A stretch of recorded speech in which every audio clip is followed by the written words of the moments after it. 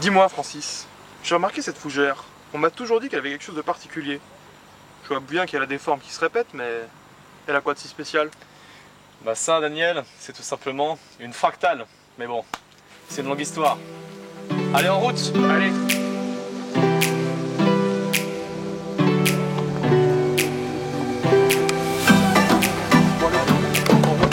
En route!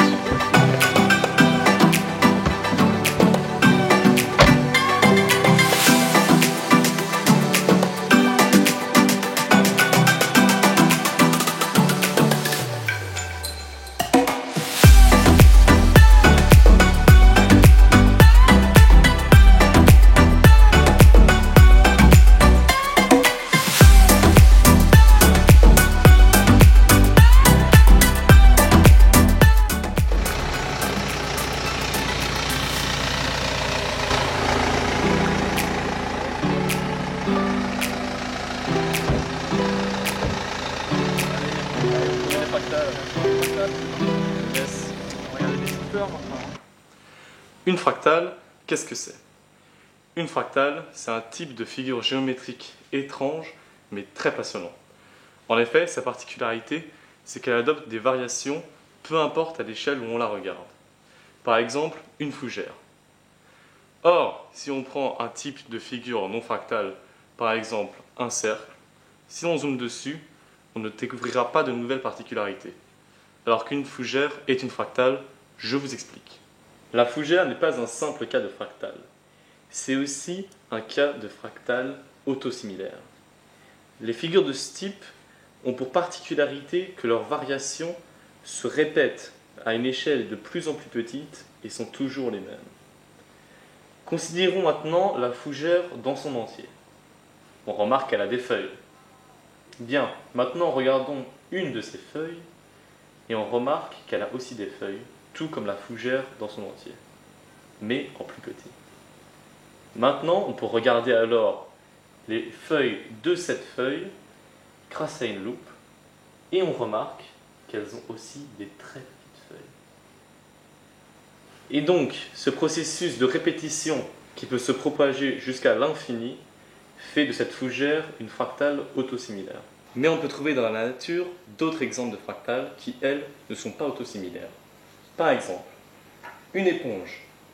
À première vue, on pourrait croire que c'est un simple bloc. Mais non. Regardons de plus près. On peut observer des grands trous dans l'éponge, mais aussi des trous de taille moyenne. Et si on regarde encore de plus près, on peut trouver des tout petits trous et encore des plus petits. Et donc ce processus que l'on peut prolonger jusqu'à l'infini définit une éponge comme fractale. Mais les trous n'ont pas la même forme, donc on ne pourrait pas dire que c'est une fractale autosimilaire. Et donc dans la nature, on peut trouver des fractales qui sont autosimilaires ou non, mais dans les deux cas, on trouve des particularités à n'importe quelle échelle.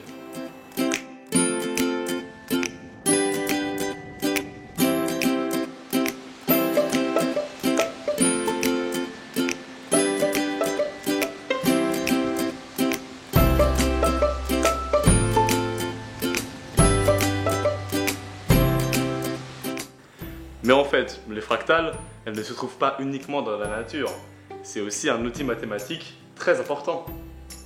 Mais dis-moi, Francis, d'où est-ce que ça vient ce concept de fractal? Mais Daniel, comme tu as pu le voir avec ton exemple de fougère, les fractales, c'est quelque chose de naturel. Elles sont là depuis la nuit des temps. Par contre, les mathématiques qui se sont intéressées à ce sujet, elles sont apparues vers la fin du XIXe siècle et elles ont été encore plus approfondies pendant tout le long du XXe siècle. Mais on a ici un exemple qui nous vient tout droit de Grèce antique, 3 siècles avant Jésus-Christ, la baderne d'Apollonius. La baderne d'Apollonius est composée d'une infinité de cercles de tailles différentes. En effet, plus on zoome sur la figure, plus on en verra, ce qui la rend fractale. Apollonius a découvert cette figure, mais n'était pas au courant de son importance mathématique cruciale. En effet, il savait qu'on pouvait la prolonger jusqu'à l'infini, mais ne saisissait pas vraiment les propriétés qu'elle avait. À la fin du XIXe siècle, c'est-à-dire là où on a vraiment commencé à s'intéresser aux fractales, on en a découvert une nouvelle, les poussières de Cantor. Ces poussières sont vraiment simples à comprendre. Il suffit de prendre un segment initial de longueur arbitraire et de le répéter juste en dessous en enlevant le tiers central. Nous avons alors deux segments. Maintenant, on refait l'opération sur les deux nouveaux segments obtenus. C'est pourquoi on a maintenant 4 segments. Ce processus, on pourrait le continuer jusqu'à l'infini pour avoir 8 segments, ou encore 16, 32, 64 et j'en passe. On peut appliquer ce processus une infinité de fois. Nous obtiendrons rapidement des segments de taille infinitésimale que l'on pourrait rapporter à des grains de poussière, d'où son nom, poussière de Cantor. On peut alors dire que cette figure est fractale, car on remarque qu'à chaque nouveau segment obtenu, on pourrait en reformer de nouveaux. Et ce processus peut être prolongé jusqu'à l'infini. Si on regarde tout en bas de l'échelle, on peut même remarquer des particularités, et donc des particularités à chaque échelle. Et donc, on peut dire que c'est une fractale. Et pour finir, au XXe siècle, les deux plus grandes figures fractales que l'on connaît aujourd'hui ont été découvertes, les ensembles de Julia et l'ensemble de Mandelbrot. Et bien qu'il y eut beaucoup de figures fractales avant ce jour, le terme fractal a été inventé en 1975 pour désigner ces figures qui ont leur propre identité. En effet, Francis, le terme fractal a été inventé par Benoît Mandelbrot lui-même. C'est en effet le mathématicien qui a popularisé le concept de fractal. D'ailleurs, je t'ai arrangé un petit entretien avec lui grâce à une machine à voyager dans le temps. Ne t'inquiète pas, tu ne vas pas te transformer en fractal à la sortie. Bonjour monsieur Mandelbrot. J'imagine que vous devez avoir une part de fierté d'être le père des fractales, n'est-ce pas? Alors, avant toute chose, ce concept de père des fractales ne me plaît pas trop. S'il y a quelqu'un qu'il faudrait qualifier en tant que père des fractales, ce serait la nature. Elle en est pleine d'exemples, ne serait-ce les fougères. Ce que je suis moi plutôt, c'est le premier mathématicien ayant sérieusement étudié les fractales, en inventant notamment mon ensemble, l'ensemble de Mandelbrot. Et qu'est-ce qui vous fascine au final chez ces figures fractales? Les fractales sont vraiment un sujet passionnant. Regardez par exemple, il y a 7 ans, quand j'ai découvert mon ensemble, c'était déjà en 1980, je ne m'attendais pas à ce qu'une figure sur une surface fermée puisse avoir autant de variétés. On la regarde à chaque échelle, on remarque des particularités. Parfois 2 sections se ressemblent, mais chacune est unique, je vous le garantis. Cette infinité de sections qui se ressemblent dans une figure fermée, ça c'est la beauté des fractales. Oui, je suis d'accord avec vous, c'est très passionnant. Mais comment avez-vous fait pour trouver cet ensemble qui est à votre nom? Ce qui m'a grandement aidé à théoriser les fractales, ce sont les nouveaux outils mathématiques qui sont à notre disposition. Ces machines incroyables permettant de faire des dizaines de calculs à la fois, qu'on appelle ordinateurs. Sans elles, je n'aurais jamais réussi à faire mes fractales. D'ailleurs, je suis sûr que dans 20 ans, ces machines se trouveront partout. Et j'espère que mes fractales suivront la même destinée.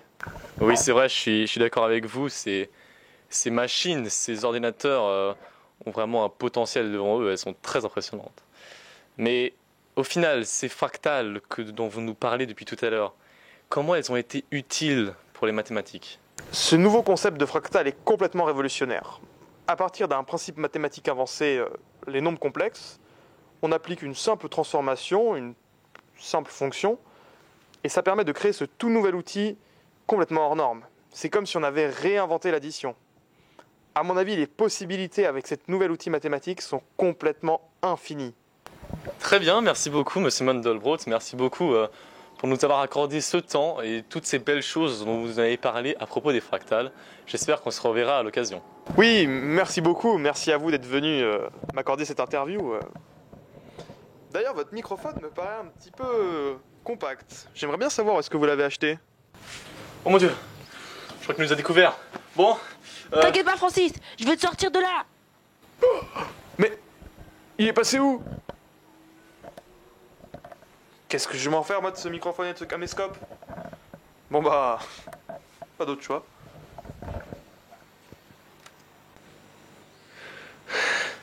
Eh ben tu vois, tu ne t'es pas transformé en fractal. Oui, merci beaucoup, merci. Mais bon, c'était moins une là. Allez Daniel, prends le relais.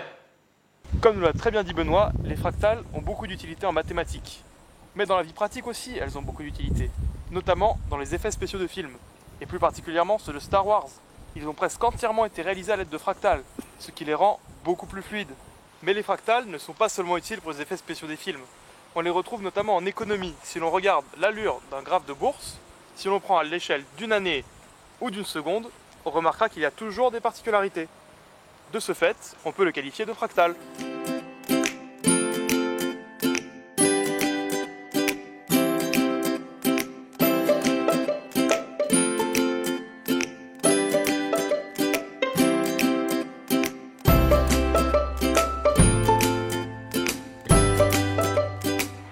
Et Francis, les fractales n'ont pas seulement une utilité mathématique, on en trouve aussi plein dans la nature.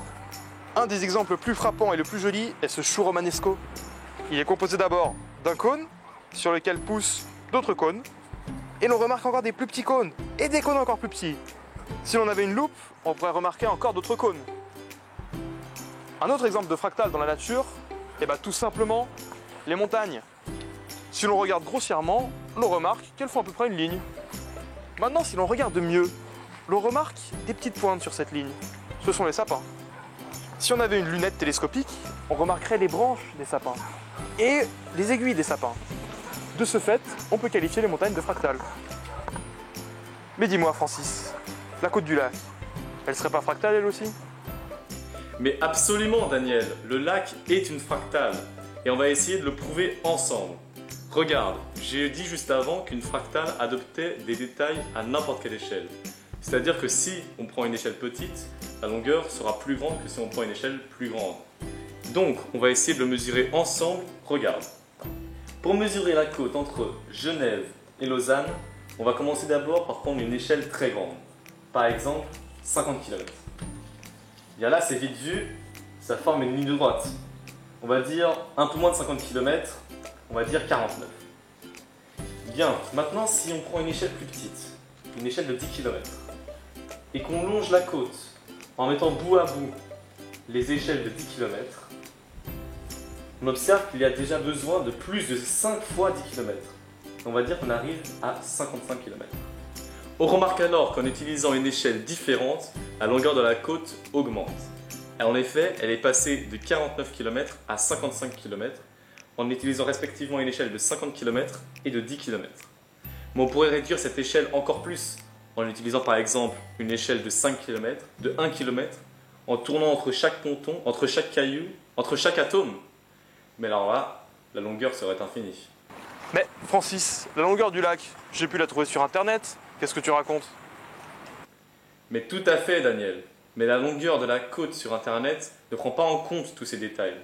En effet, on dit qu'elle est entre 58 et 63 km. Mais cette imprécision vient du fait qu'on prenne ces détails en compte ou non. Est-ce qu'on tourne entre chaque ponton, chaque caillou, chaque grain de sable? La question se pose. Un autre exemple de ligne pour laquelle il est plus intuitif de comprendre qu'elle est de longueur infinie est la courbe de Foncke. La courbe de Foncke est une figure autosimilaire, comme la fougère qu'on a vue précédemment. Ça veut dire qu'elle adopte des motifs qui se répètent. Pour tracer la courbe de Foncke, il suffit de commencer par prendre un segment de longueur arbitraire. La première étape est d'enlever le tiers central de ce segment et de le remplacer par deux nouveaux segments de même longueur que le tiers enlevé. Nous avons donc 4 segments qui forment une pointe.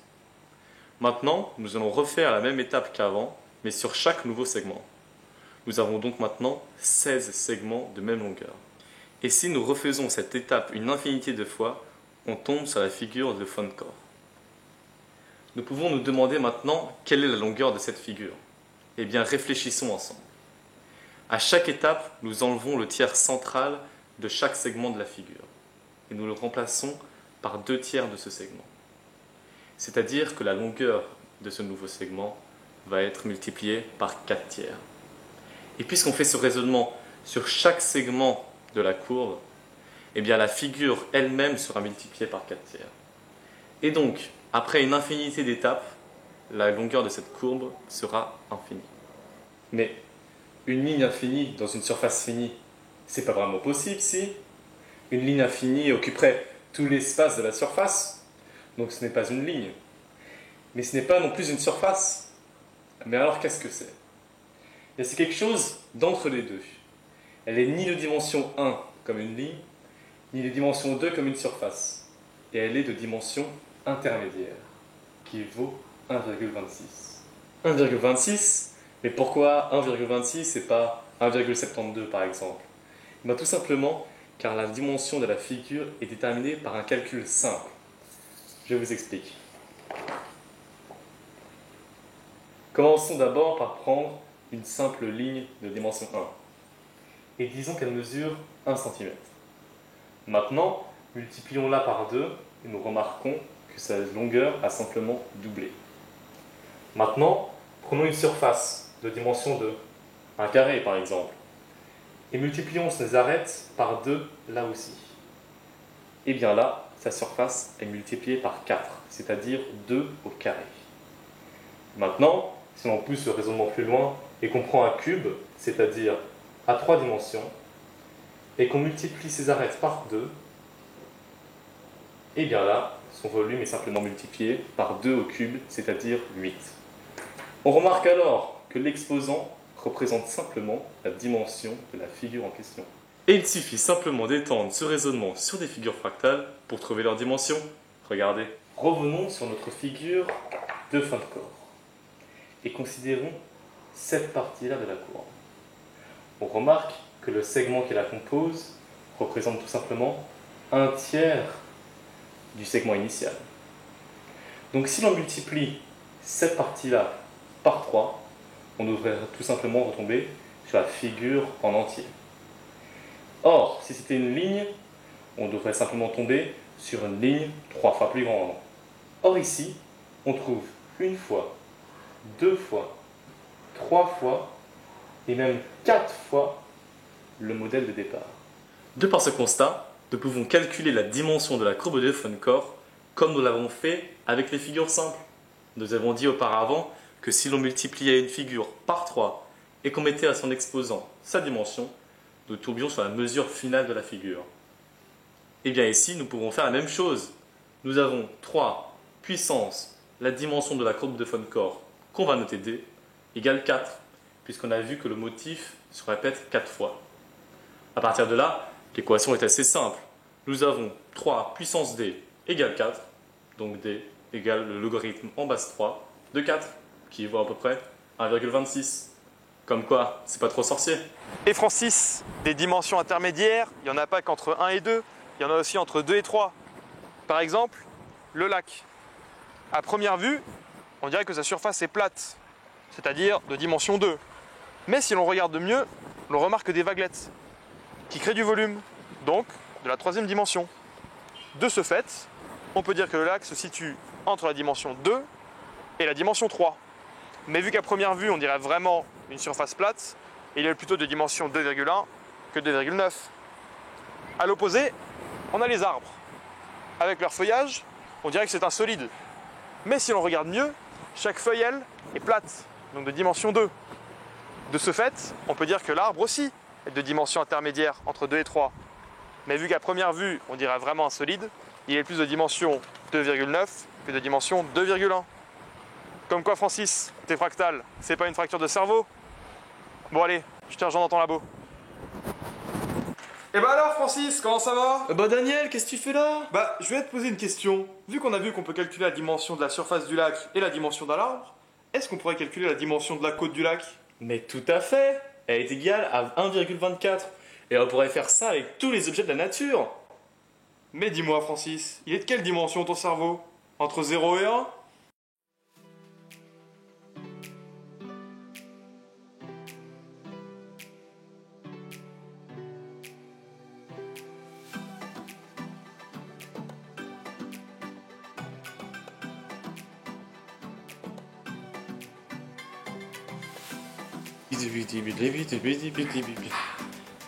Allez. Ah.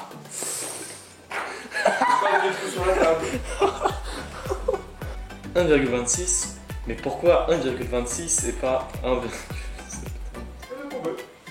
Allez.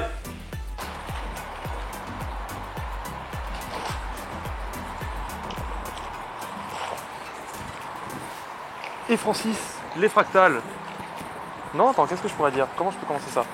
Nous obtiendrons rapidement des bouts de segments qui seront de taille de finale. de taille infinitésimale. Votre corps, partie finale. Votre corps. Cantor. Ne t'inquiète pas, Francis, je vais te sortir de là.